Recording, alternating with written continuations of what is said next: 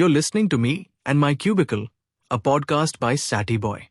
These are stories for the ones who wander between meetings, who dream quietly while deadlines pile up.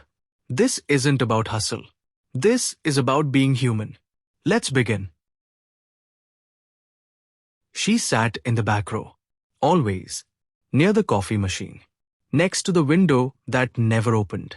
Her name was Nana, not the loudest, not the smartest, but always on time. She worked in corporate strategy for a company that didn't remember hiring her. Or maybe it did, but no one really looked past the Excel sheet she submitted every Thursday. She did what was asked. No more, no less.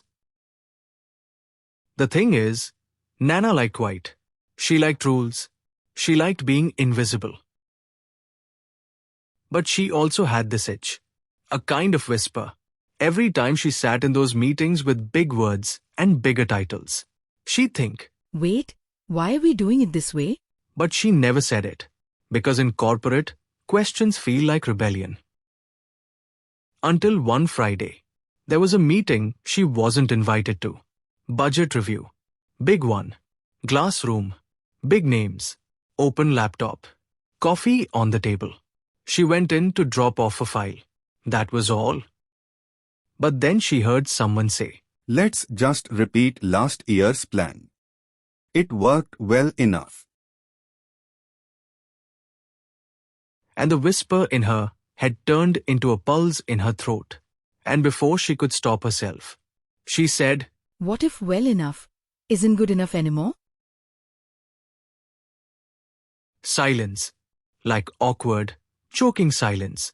Someone coughed. Someone laughed. Someone rolled their eyes. But the VP, the one with the calm voice and cold stare, just looked at her. "What do you mean?"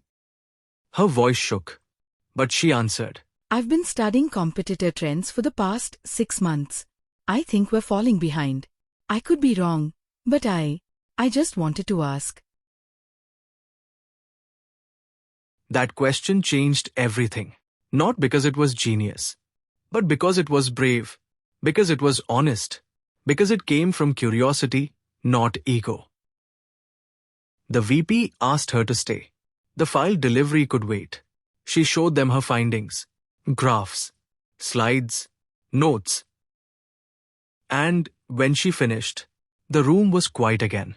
But this time, it wasn't awkward. It was respect. They didn't clap. They didn't flatter. They just said, "Let's talk more on Monday." That Monday became a project. That project became a promotion. That promotion became a new version of Nana.